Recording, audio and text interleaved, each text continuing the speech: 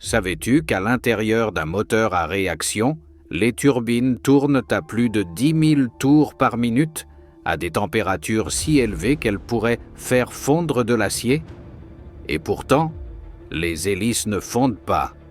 Cela est possible grâce à l'ingénierie moderne qui sait faire de la magie avec la technologie.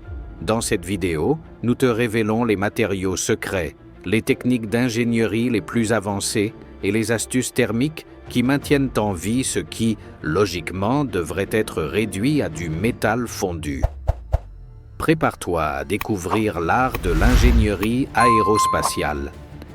Car la prochaine fois que tu monteras dans un avion, tu regarderas ses moteurs d'un autre œil. Un moteur à réaction est un type de moteur qui propulse les avions en expulsant des gaz à grande vitesse vers l'arrière, ce qui pousse l'avion vers l'avant. C'est le principe de base. Action et réaction, comme l'a expliqué Newton. Même si de l'extérieur cela ressemble à une turbine, à l'intérieur, c'est une véritable œuvre d'ingénierie. Un moteur à réaction typique, comme ceux utilisés dans les avions commerciaux, possède plusieurs éléments clés. Voyons-les dans l'ordre. L'air entre dans le moteur pendant que l'avion avance. Cette entrée est conçue pour diriger l'air de manière ordonnée et uniforme vers le centre du moteur. Ici, l'air passe par plusieurs hélices rotatives appelées aubes, qui le compressent, c'est-à-dire le pressant, et augmentent sa pression. L'air est piégé et comprimé, ce qui permet un meilleur mélange avec le carburant et rend la combustion plus puissante et efficace. Et maintenant, ça devient intéressant. Dans cette zone, le carburant, généralement du kérosène, est injecté et enflammé par une étincelle. L'air comprimé mélangé au carburant en combustion génère une explosion contrôlée avec énormément de chaleur et une grande expansion de gaz. Les gaz chauds issus de la combustion passent à travers une autre série d'hélices qui extrait l'énergie de ces gaz. Cette énergie fait tourner la turbine, qui est reliée par un arbre au compresseur. Ainsi, le cycle se maintient. La turbine tourne, elle fait tourner le compresseur, plus d'air entre, et tout recommence. Enfin, les gaz sortent par l'arrière du moteur à très grande vitesse. Et c'est là que se passe la partie la plus importante. En sortant vers l'arrière, les gaz poussent le moteur, et donc l'avion, vers l'avant. C'est ce qu'on appelle la poussée, ou thrust. C'est le même principe qu'un missile, mais appliqué aux avions. Plus la sortie des gaz est puissante, plus la réaction est forte et plus l'avion peut aller vite. À l'intérieur d'un moteur à réaction, juste après la combustion, la température peut dépasser les 1500 degrés Celsius. C'est plus chaud que la lave d'un volcan, qui est entre 700 et 1200 degrés Celsius. Et l'acier ordinaire fond vers 1370 degrés Celsius. Dans le moteur, il y a plusieurs parties avec des pales, ou hélices. Les plus importantes ici sont les hélices de la turbine, situées après la chambre de combustion. Ce sont elles qui tournent sous la pression des gaz chauds et qui fournissent de l'énergie au reste du moteur. Et c'est précisément là que la chaleur est la plus intense. Alors, pourquoi ces hélices ne fondent-elles pas? Ces hélices ne sont pas faites de métal ordinaire. Elles sont composées de ce qu'on appelle des superalliages, des mélanges spéciaux de métaux conçus pour résister à des températures extrêmes, une pression énorme, sans se déformer ni se briser avec le temps. L'un des plus utilisés est à base de nickel, capable de résister à des températures si extrêmes qu'elles feraient fondre presque n'importe quoi. Parfois, on y ajoute aussi du cobalt, du titane ou du rhénium pour les rendre encore plus résistants. Et le plus impressionnant, c'est que beaucoup de ces hélices sont fabriquées à partir d'une seule structure cristalline. C'est-à-dire qu'elles n'ont pas de couture interne où la chaleur pourrait causer des dommages.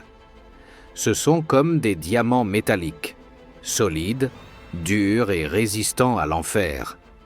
Ces pièces comportent de petits canaux internes par lesquels circule de l'air froid. Cet air provient du compresseur du moteur lui-même, est dévié de manière stratégique et utilisé pour refroidir les pales de l'intérieur. Ce sont des systèmes de refroidissement utilisant de l'air comprimé. Mais ce n'est pas tout. Certaines hélices possèdent des micro-perforations à la surface par lesquelles l'air froid s'échappe, créant une sorte de couche protectrice ou coussin d'air qui sépare l'hélice des gaz chauds. C'est comme un bouclier invisible qui protège le métal du feu. Tout est pensé au millimètre. Les hélices ont une forme spéciale qui aide à dissiper la chaleur. Elles sont positionnées à des angles précis pour mieux résister à la pression et au feu, et le flux d'air dans le moteur est calculé pour refroidir autant que possible sans perdre de poussée. Sais-tu comment se passe leur fabrication? Un moteur à réaction n'est pas une seule pièce, mais un ensemble de milliers de composants hautement précis qui doivent être assemblés avec une extrême précision. Leur fabrication prend des années de développement, de tests et de technologies de pointe. C'est un mélange d'ingénierie, de sciences des matériaux et de fabrication avancée. Parmi ses principaux composants, entrée d'air, intake, compresseur, chambre de combustion, turbine, tuyère ou sortie des gaz, ventilateur frontal, dans les moteurs turbofan, arbre et boîte d'engrenage, capteur, électronique et système de refroidissement. Voyons en détail les composants les plus importants. La chambre de combustion est le cœur thermique du moteur. C'est là que l'air comprimé est mélangé au carburant et enflammé, générant une explosion contrôlée. Pour sa fabrication, on utilise un alliage résistant à la chaleur, comme un super-alliage à base de nickel ou de cobalt. Les parois internes sont recouvertes de matériaux céramiques ou de barrières thermiques qui protègent contre des températures de plus de 1500 degrés Celsius et sont construites en plusieurs parties. Un carter externe, un diffuseur pour répartir l'air et des injecteurs de carburant fabriqués avec une précision millimétrique. Certaines chambres ont de petits orifices pour permettre le passage de l'air frais et former un film de refroidissement, mais seulement 25% de l'oxygène disponible est brûlé. Les 75% restants ne servent pas à produire de la poussée, mais à éviter que le moteur ne s'autodétruise.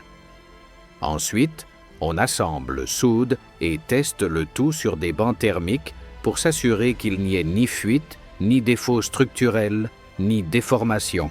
Les aubes, également appelées pales ou hélices internes, sont de petites pièces courbées qui tournent à des vitesses incroyables.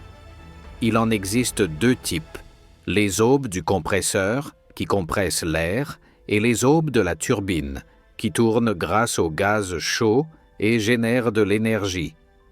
Pour leur fabrication, on utilise des superalliages monocristallins, une seule structure cristalline, extrêmement résistants à la chaleur et à la déformation. Elles sont moulées selon une méthode appelée moulage à la cire perdue, qui permet d'obtenir des formes complexes et détaillées. Certaines versions sont fabriquées par impression 3D métallique, ce qui permet de créer des canaux internes pour le refroidissement. Après le moulage, des micro-canaux sont percés pour permettre à l'air de circuler à l'intérieur et de refroidir la pièce. Ensuite, elles sont recouvertes de barrières thermiques en céramique et poli pour maximiser l'efficacité aérodynamique. Chaque aube est si complexe qu'elle peut coûter des dizaines de milliers de dollars, et un moteur en compte des centaines. Un fait peu connu sur les aubes, c'est qu'elles sont si précieuses et complexes qu'elles possèdent leur propre passeport. Oui, tu as bien lu. Chaque aube d'un moteur à réaction porte un numéro de série unique et un enregistrement détaillé de son historique.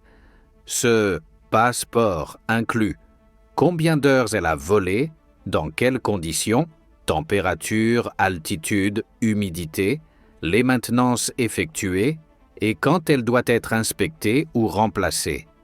Cela s'explique parce qu'une seule aube défectueuse peut détruire tout le moteur, et l'une de ces aubes peut coûter plus cher qu'une moto. Un autre composant important dans ces moteurs est la tuyère d'échappement. La tuyère est la partie arrière du moteur. Sa forme n'est pas anodine. C'est une structure divergente, convergente, spécialement conçue pour accélérer le flux des gaz chauds sortant de la turbine, les amenant à des vitesses supersoniques. Sa fonction est d'accélérer les gaz chauds vers l'extérieur pour générer la poussée finale. Elle est fabriquée avec des métaux résistants à la température comme des alliages de titane ou d'inconel. Elle peut comporter des sections mobiles, dans les moteurs militaires, pour s'ouvrir ou se fermer selon qu'on ait besoin de plus ou moins de poussée. Les pièces doivent résister à des changements brusques de température et à des vibrations extrêmes. C'est pourquoi elles sont soudées et renforcées avec une précision chirurgicale. Et oui, ce rugissement si emblématique au décollage vient en grande partie de là. Des gaz comprimés qui sortent à une vitesse brutale par cette tuyère infernale.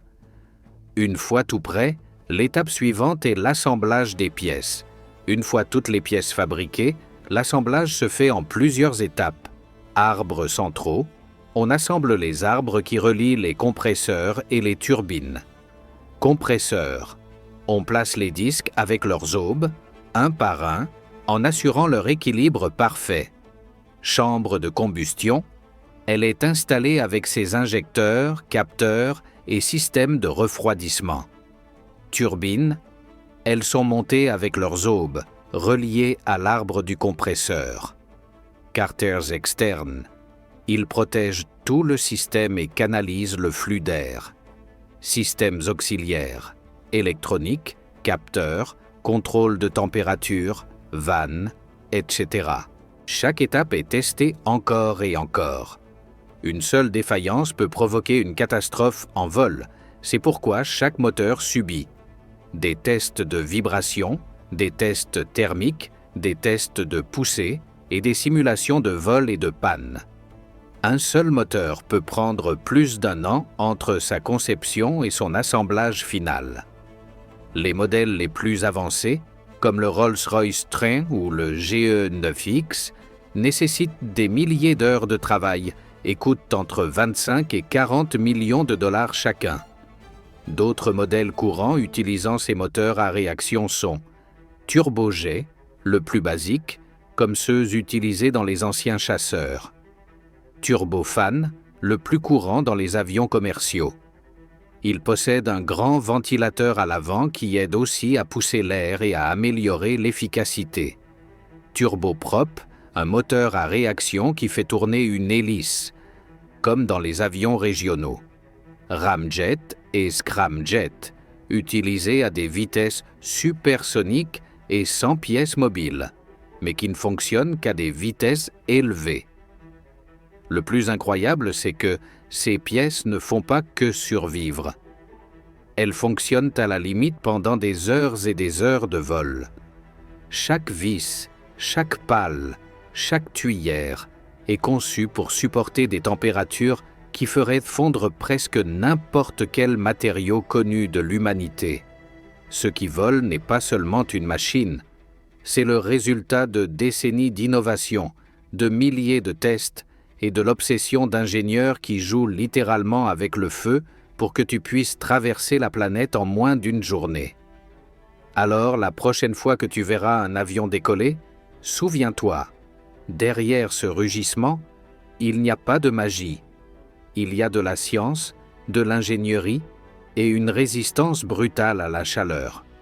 Si tu as aimé cette explication, n'oublie pas de liker, de t'abonner et d'activer la cloche pour d'autres contenus comme celui-ci, et dis-nous en commentaire, savais-tu que les aubes avaient une climatisation interne? Quelle partie du moteur t'a le plus impressionné? On se retrouve au prochain décollage où nous continuerons à découvrir comment le monde moderne fonctionne réellement.